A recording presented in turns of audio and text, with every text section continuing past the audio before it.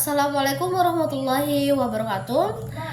Perkenalkan, nama saya Milda dengan NIM 10156124149 dari kelas TP2 dengan jurusan Tarbiyah dan Keguruan, Prodi Pendidikan Agama Islam. Baik, di sini saya akan menjawab beberapa pertanyaan atau soal yang diberikan oleh yang terhormat Bapak Muhammad Iqbal S.Hum M.Hum dengan mata kuliah Ilmu Al-Quran. Langsung saja, pertanyaan yang pertama yaitu apa maksud muhkam dan mutasyabih dalam ulumul Quran? Jawabannya, muhkam adalah ayat-ayat yang maknanya jelas, tegas, dan tidak ada keraguan dalam memahami isinya. Ayat-ayatnya mudah difahami dan langsung dapat diaplikasikan tanpa memerlukan takwil. Sedangkan mutasyabih adalah ayat-ayat Al-Quran yang maknanya tidak jelas secara langsung dan memerlukan penafsiran dan pemahaman yang lebih mendalam karena sifatnya sulit dipahami seluruhnya oleh akal manusia. Baik, pertanyaan yang kedua yaitu jelaskan hikmah adanya nasik dan mansukh dalam ulumul Quran. Jawabannya, nasik dan mansukh dalam ulumul Quran adalah konsep yang menjelaskan pembatalan atau penggantian hukum dalam ayat-ayat Al-Quran.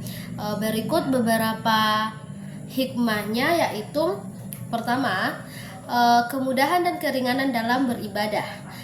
Perubahan hukum dalam nasik dan mansukh seringkali bertujuan untuk meringankan beban umat.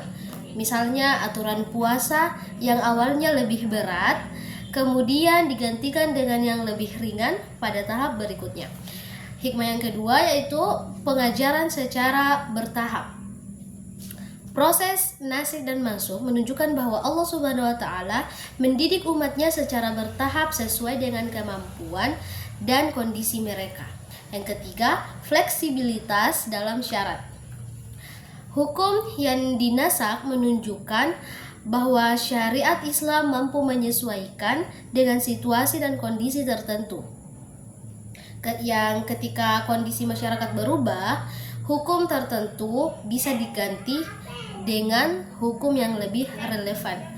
Dan yang keempat, ujian, ketaatan dan keimanan.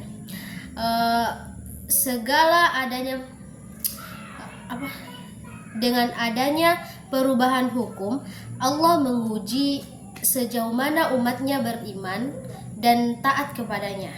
Orang-orang beriman akan tetap patuh meskipun hukum berubah. Pertanyaan yang ketiga adalah jelaskan satu alasan mengapa Allah Subhanahu wa Ta'ala bersumpah dalam Al-Quran. Jawabannya, salah satu alasan mengapa Allah bersumpah dalam Al-Quran adalah untuk menegaskan kebenaran dan pentingnya pesan yang disampaikan agar manusia lebih memperhatikannya. Ketika Allah bersumpah, baik dengan menyebut makhluknya atau fenomena alam seperti matahari, bulan, dan waktu. Hal itu menekankan keagungan dan kebijaksanaannya serta menunjukkan pentingnya hal yang dibahas.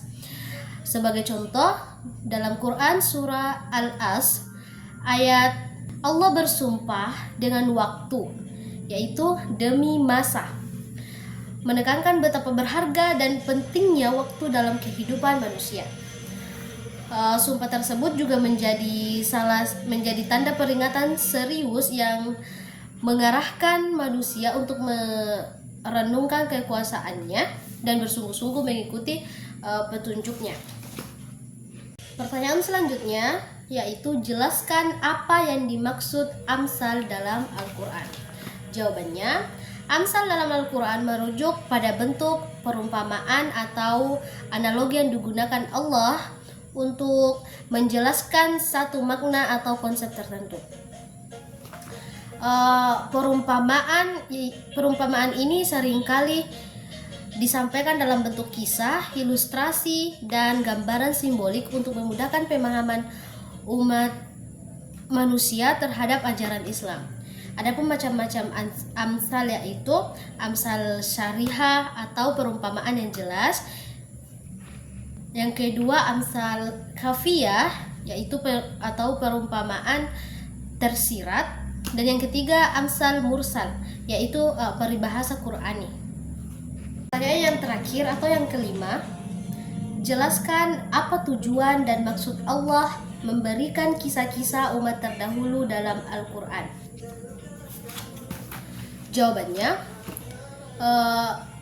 Allah memberikan kisah-kisah umat terdahulu dalam Al-Quran yaitu agar menjadi pelajaran dan ibrah. Allah menegaskan dalam Al-Quran, sungguh pada kisah-kisah mereka itu dapat pengajaran bagi orang yang mempunyai akal. Quran Surah Yusuf ayat 111. Kisah ini menjadi pelajaran hidup bagi umat manusia agar mereka tidak mengulangi kesalahan umat terdahulu dan mengambil hikmah dari kejadian yang menimpa mereka. Yang kedua yaitu menguatkan iman dan keteguhan hati. Kisah-kisah ini membantu Nabi Muhammad SAW dan umat Islam untuk tetap teguh dalam menghadapi cobaan. Dan semua kisah Rasul-Rasul kami menceritakan kepadamu agar dengannya kami teguhkan hatimu. Quran Surah Hud ayat 120. Dan yang ketiga, menjelaskan kebenaran syariat Islam. Kisah umat terdahulu menunjukkan bahwa ajaran tauhid dan syariat Allah berlaku sejak zaman dahulu, sehingga menjadi bukti kebenaran risalah Islam. Yang keempat, meningkatkan tentang akibat kedurhakaan. Allah menggambarkan kehancuran umat yang durhaka, seperti kaum Ad-Samud dan kaum Nabi Nuh, sebagai peringatan akan akibat buruk jika manusia menyimpang dari jalan Allah. Baik, mungkin itu saja yang bisa saya sampaikan. Mohon maaf jika banyak kurangnya. Saya akhiri, wassalamualaikum warahmatullahi wabarakatuh.